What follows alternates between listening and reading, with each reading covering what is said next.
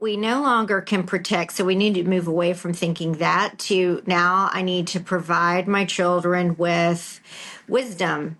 I need to provide them with coping skills. I need to provide them with role modeling, accountability. I need whatever it is that these children need, we have to provide them with it.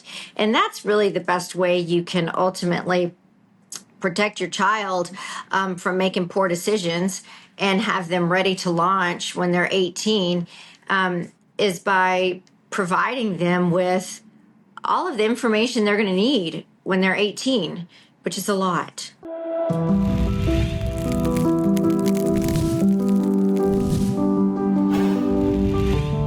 My name's Lawrence Joss, and welcome to the Family Disappeared podcast. Today we have the second part of the taping with Emily Moon, who's a therapist. She does parenting classes, Q&As. She has a bunch of great information, as you can tell from the first half of the interview.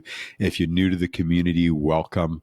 Love having you here. There's a bunch of great resources in the show notes. There's a link to our free 12-step program. There's a link to the Family Hope Project, which is a worldwide virtual art gallery where we get to share part of our stories through some form of art, music, drawing, paintings, whatever that is, with other people around the world. And we get to advocate for change through this platform. And there's also Emily's contact information in the show notes if you want to find out more about her or contact her. And you can always contact us at familydisappeared@gmail.com, and we'd love to hear what you have to say, guests, subjects, likes, dislikes, or whatever that is. And please remember to like and share, wherever you're hearing us or wherever you're listening. And with that, let's jump into the show. I made a lot of parenting mistakes. I thought I was doing the right thing. And I'll share this one with you, which I'm not sure if I've shared before, but my oldest daughter was going into her last year of college.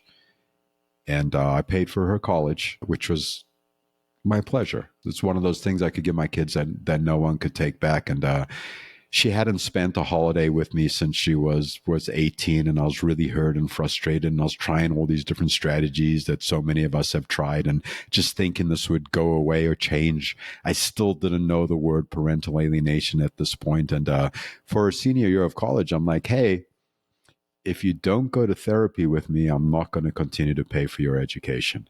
And I really thought that was not a lot to ask, considering that I was paying for education. But what I want to point out to you is I had established this way of relating with her and paying for education, even though we weren't really having much communication and we weren't working on whatever was going on in the family system. So all of a sudden, 3 years into our college experience, or her college experience, I'm like, hey, therapy, or you need to figure out how to pay for your college. And she showed up at therapy, and I was okay with her showing up with her mother, and I triangulated her mother into this situation. And I didn't know what the word triangulation was, but just to get my daughter to therapy seemed like the goal.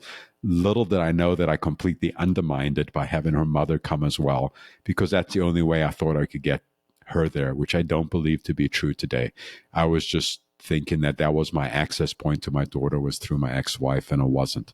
And I drag her to therapy, and I'm talking about therapy, and I want to be in therapy. And if we're not in therapy, I can't pay for her school. And therapy session's over, and I realize, oh, crap, that is messed up. What I just did to my daughter was counterproductive, hurtful, violent to some degree. Like, I've helped her establish this ecosystem with me paying for something without really having any kind of boundaries. And then one day I decide to change the rules. No conversation, just this is what it's going to be. It's black and white. And I did it out of desperation. I did it because I love her so much. I did it because I just wanted a relationship with her. I just wanted to get to love her. And I so desperately wanted her to love me in the way I wanted to be loved. And I created some harm. And what I did after I realized that, which was after our therapy session, is I made sure to take care and pay for her college. And we've never spoken about it. I don't have a relationship with my oldest daughter right now. I love her, and I'm available, and I'm parenting without access, and it's really beautiful, and it's changing and evolving, which is nutty when I say it out loud, but it's real for me. And if you haven't listened to some of the other shows, check them out. Listen to more about parenting without access and what that means. And wow, that was a long story from me. And with that, let's see what else Emily has to say today. There's an extreme case of counter parenting, what are 2 or 3 things that you could tell the parents out there that are feeling that this is part of the dynamic? What are the 2 or 3 most important things you can tell them to do when they're in this situation?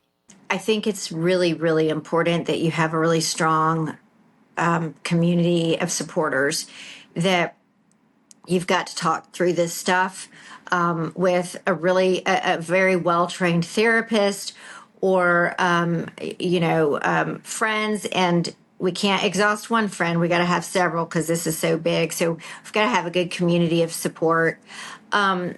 And then I think just remembering, that whatever you believe in, the universe, a higher power, whatever, that it's not always on us, and that, there's a flow in life, and that oftentimes children, children will come back, or oftentimes, in a year's time, things kind of settle down.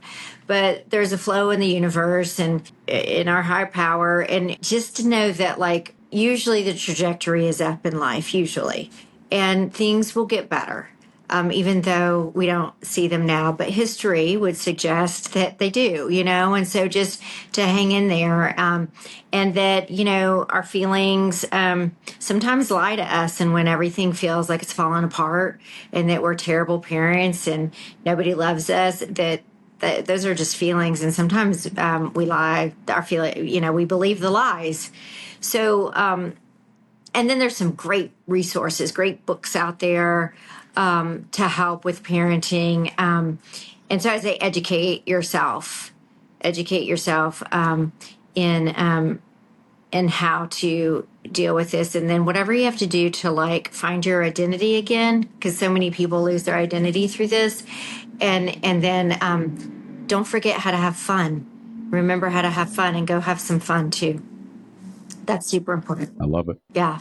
Yeah, you covered great stuff. Community, not just one person. You needed a bunch of people, support groups, finding yourself, finding purpose in your life, and joy, laughter, play, and education. I think you knocked it out of the ballpark on that one. I really appreciate that answer. And I'm gonna move into this. You had mentioned this when we had spoken on our intake call about moving from the role of the protective role to the providing role for children. Can you talk about what that means to you? Sure.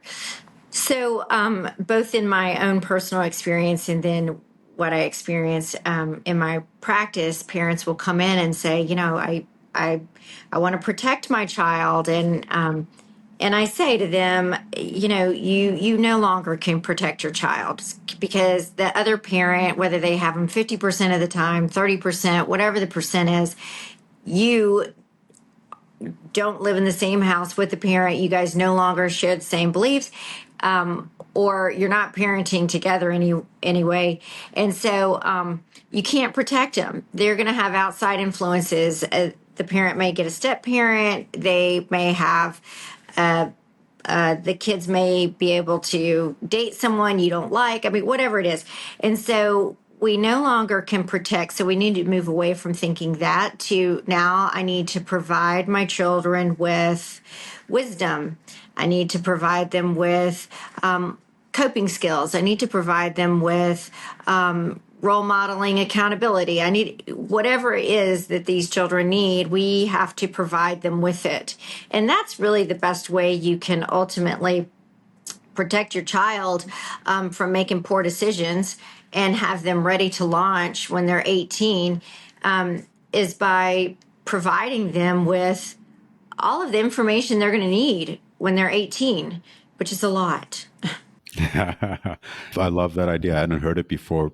You mentioned it, the protective to the providing, and really, I see that in myself. I was trying to protect my kids, show them the right way through protecting them, through kind of like this good and bad and black and white thinking. And then once I started providing them situations and role modeling and building community, and then seeing how other communities communicated with each other and the differences in how families showed up, I think that had a profound effect on them that is affecting their lives today. And it wasn't about me, protecting or beating it into them or pushing it into them or protecting it into them. It was actually something that they got to feel actually, I'm thinking embodiment. I'm thinking the kids, if they're watching it and being part of community, they start to embody it themselves and they have a lived experience in their body that can't get erased. Yeah, yeah, absolutely. And if they attach to it, if they attach to that feeling, yeah, absolutely. And I think you were saying something about kind of,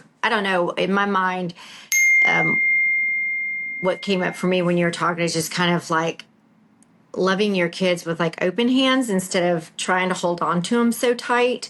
And that can be really amazing for a child to experience a parent that way. And oftentimes, when we are going through alienation situations, we do want to hold on so tight.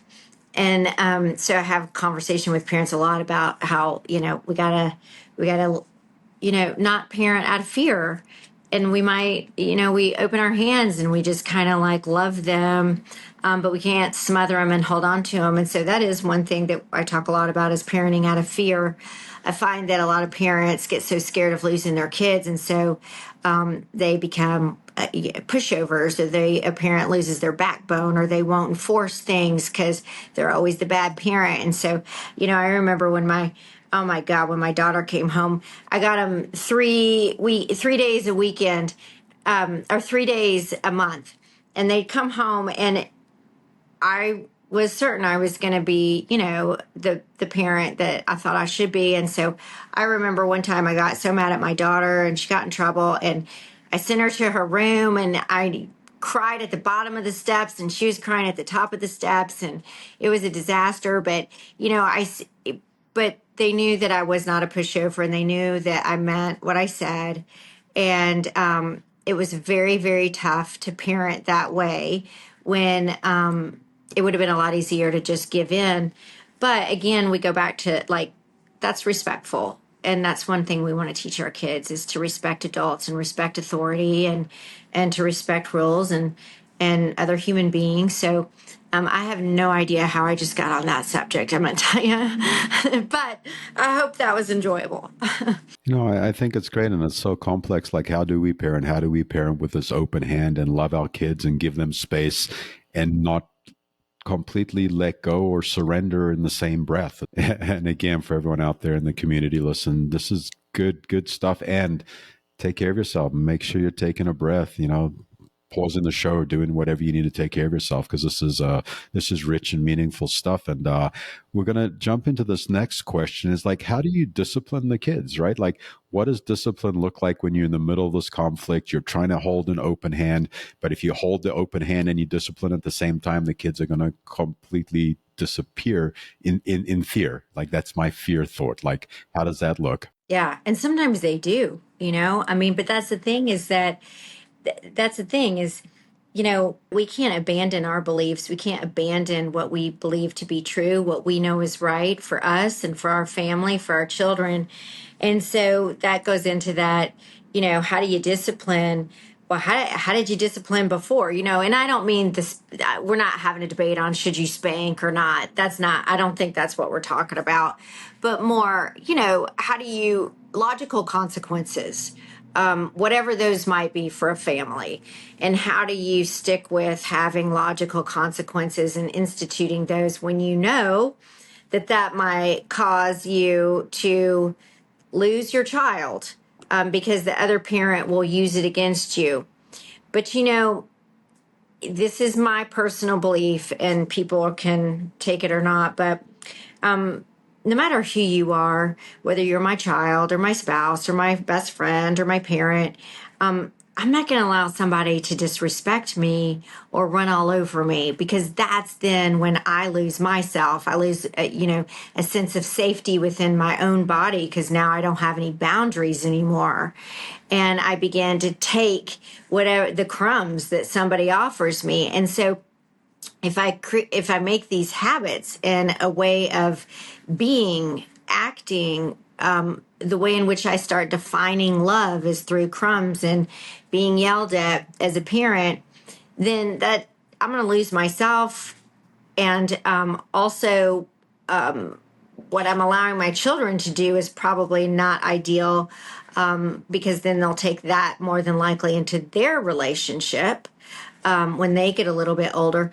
But if us being us, if me being me and who I am and what I believe causes me to lose anybody, whether it's my children or not, then I think I'm willing to do that. That's kind of where I got, because losing myself and my own dignity and self-respect, I did that for a little bit, no doubt, but I'm not really willing to do that anymore. And it really felt bad when I let my kids run all over me, or anybody. So I guess what I'm saying is we're accountable to instituting, I suppose, if that's the good word, these logical consequences, whatever they might be for your family, because to not do that would more than likely cause you to lose yourself and in a lot of things, that your boundary, safety, all kinds of things. Just to reflect back what I was hearing from you, this idea of disciplining our kids, you really firmly believe that we need to show up, have boundaries, continue to discipline our kids, to teach them about respect, to have respect for ourselves. And in that process, the system has a better chance of becoming a little bit healthier. Correct? Yeah. I think, our kids are as healthy as we are. And this isn't black and white for anyone out there. This is a conversation. And actually, in the moment, dealing with some of these situations are so crazy making. What I thought was good discipline at a particular time, if you give me a day or a month or 10 years, I'm going to say, whoa, that was some really, really, really crappy parenting. So this isn't a really black and white yes and no answer. This is take a breath, show up, lean into your community, do your work, and come up with the next indicated best decision. And you got to hold it lightly, the same way you're holding your kids with an open hand. You got to hold yourself that way, because you need to give yourself space to be imperfect. Because if you're going to get this right, you can teach the rest of us what to do. Because I'm not there. Yeah. I think maybe we define getting it right as just being open and willing to accept our humanity, because I mean, that we're going to get it wrong, but maybe getting it right is really just about accepting that we're going to get it wrong. Because really, I believe that most of us do the best we can with what we have. What we know now at our age, is so different than what we knew in our 20s, 30s. So yeah, that we're compassionate with ourselves and just know that, sometimes we have to use the good enough rule, and sometimes we have to use the safe enough rule. We don't feel as safe as we'd like to, but we feel safe enough. And that sometimes it's not great and it's not the way, we would hope, but sometimes it's just good enough. And that's really helpful too. He also brought up the idea of like crumbs, right? Like a lot of us are just waiting for a text, or waiting for the word dad or mom or parent, or waiting for any kind of little bit of connection. And there's this thought that's coming up in my head here, this idea of crumbs when we're actively parenting. And then there's this idea of when we're learning to have a different kind of relationship with our kids, and they're offering small amounts.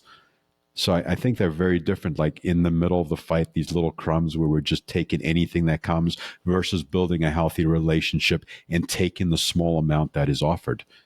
Can you talk to that in your own relationships, how that looks, if that even makes any sense? Yeah, really emphasizing quality over quantity is where I felt like I was able to get some traction, because I sure did not in moments get quantity.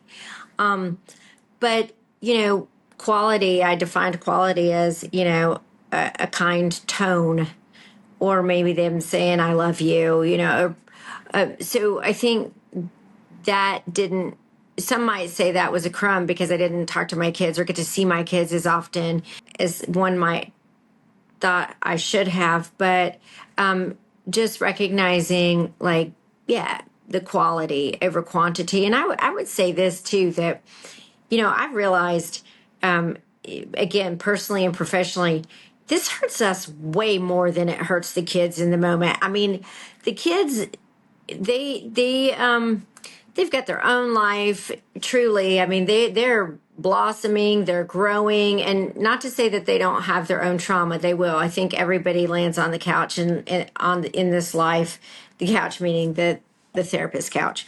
No matter what, whether our parents are divorced or not, I mean, life is just hard.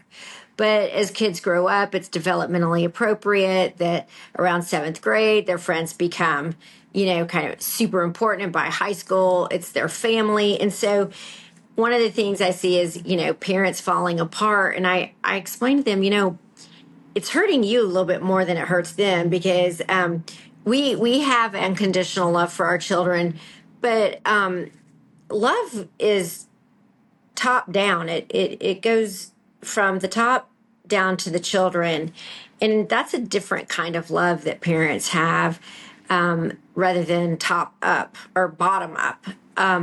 So I know my parents loved me in a different kind of way than I loved them. Does that make sense? And I know I may be going into very muddy waters here, but I'm saying this as a way for parents to know that it's okay. They're going to be okay, and that yes, it hurts you so bad, but a lot of times it doesn't hurt the kids as bad as it hurts us if they don't talk to us every day, or if they're giving us crumbs, it kills us.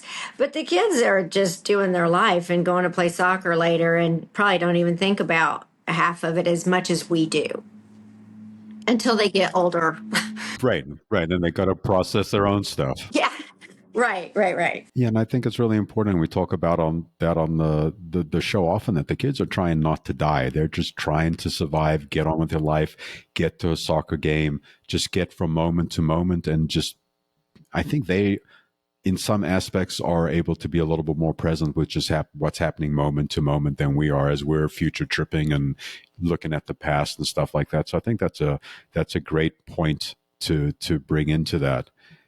And like for you personally, over your course of your journey, and I know that had alienation as a kid and as an adult and as a parent, like what would you say have been the 4 or 5 most profound things that you've done for yourself that have changed the trajectory of your story to some degree? I'll tell you, I spent a lot of time alone.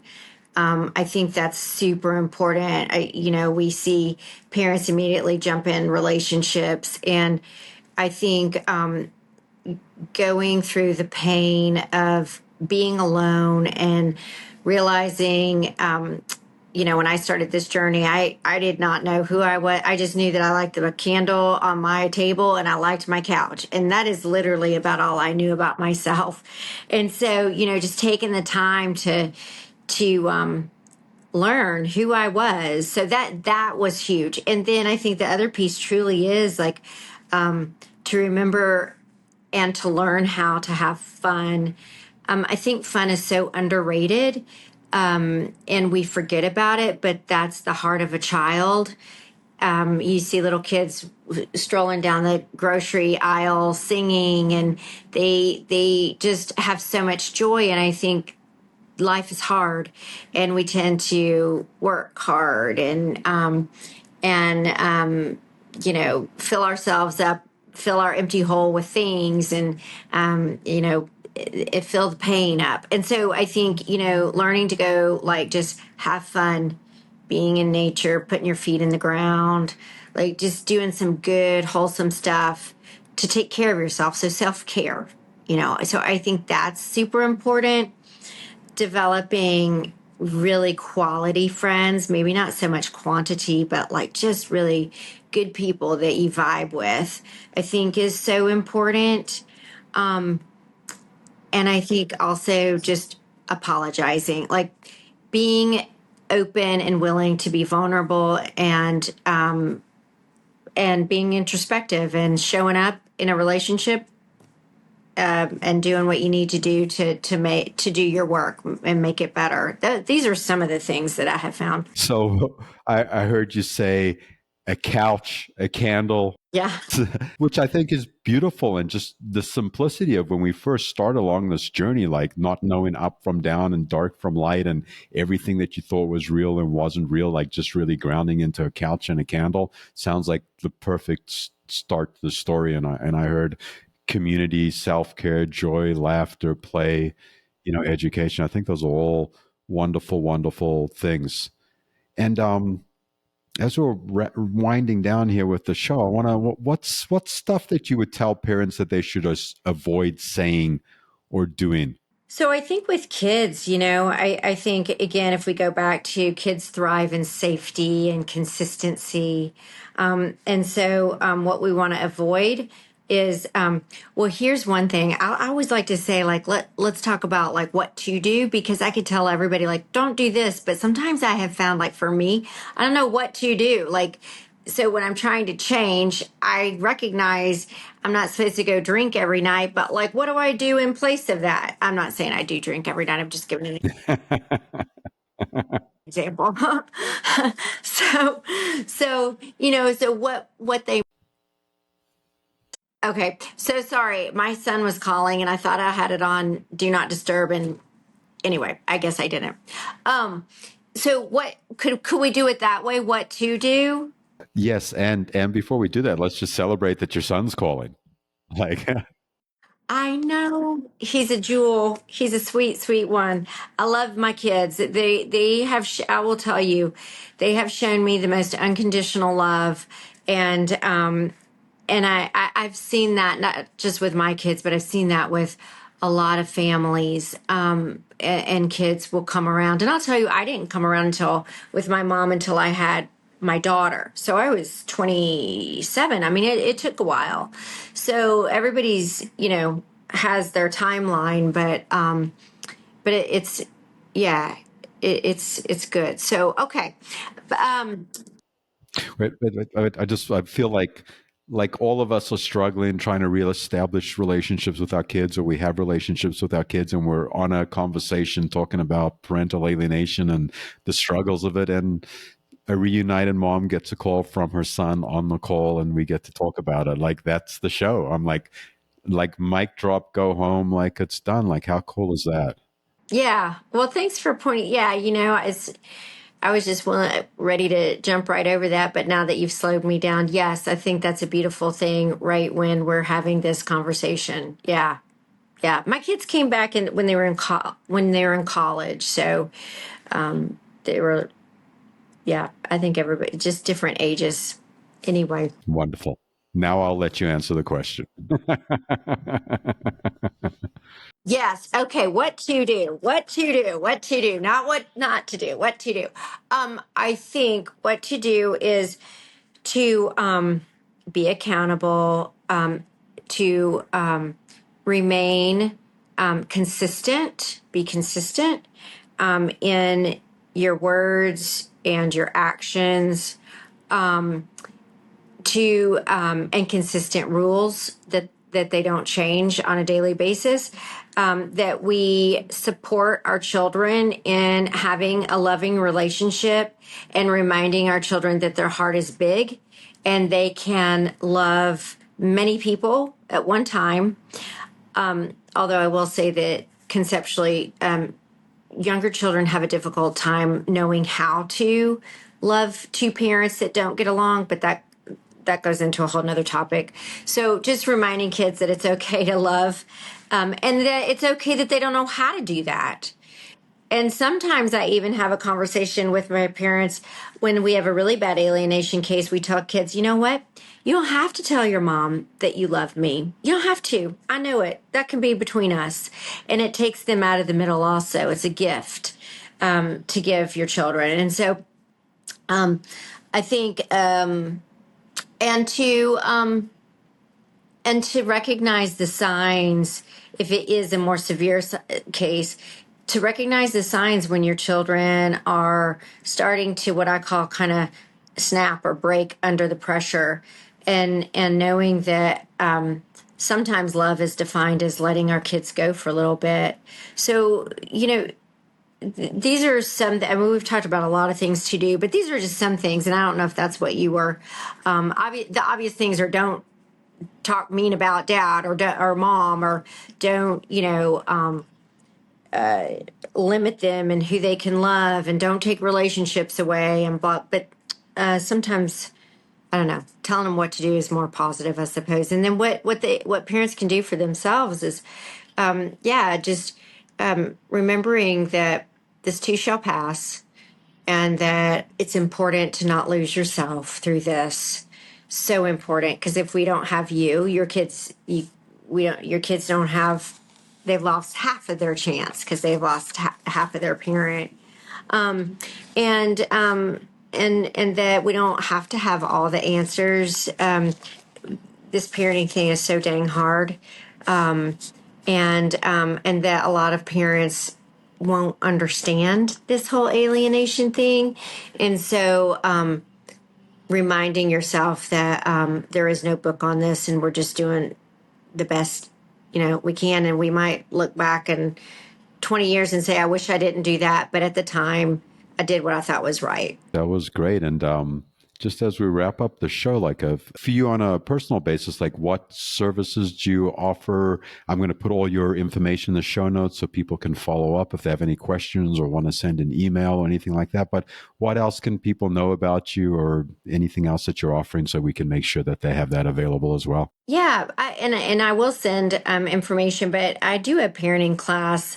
virtual where we have kind of like it's a 6 or 8 week class, and then we have a Q&A, which I think is so amazing, so they can watch the video of kind of like what we're talking about. Pick a topic. There's many topics, or maybe I'll go on and talk about it myself, and then we have a Q&A, which I really love, so that parents can feel like they've got some kind of direction and some guidance, some real actionable steps. So that's one thing I do, and I'm happy to answer any questions anybody has.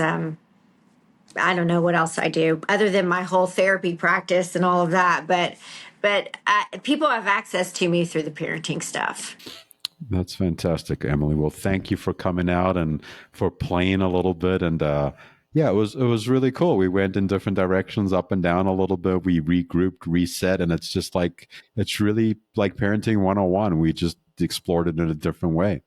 Yeah, well, thank you for for going with me along the journey.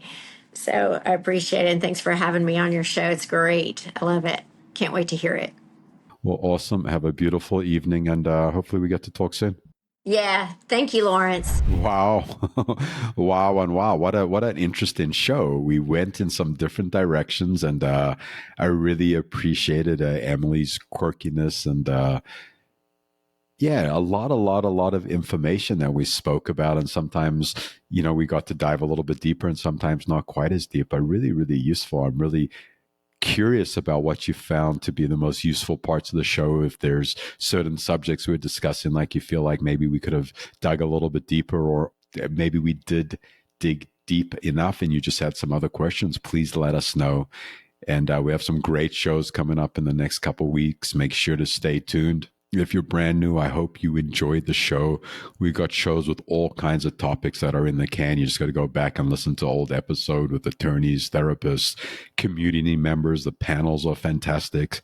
If you're listening to this, it's right around the holidays. There's holiday episodes. Make sure you check those stuff out. And yeah, and check out the show notes. Again, free 12-step program, community, especially around the holidays, just such an important thing to have. And other resources in the show notes. Emily's stuff's in the show notes. We're a 501c3 nonprofit. We can use any kind of resources, donations, anything that feel appropriate to you to give, so we can continue to help as many families and as many people as possible. And with that, happy holidays. Thanks for coming out. I'm playing today. If no one's told you yet today, I love you. Man, love is important around the holidays, and it's from a stranger. It's super important. If it's from someone you love, it's super important. And it's important for us to be able to share it with an open hand, as we discussed in the show today. So I hope you have a beautiful, beautiful day, and I hope to see you around the neighborhood. Take it easy.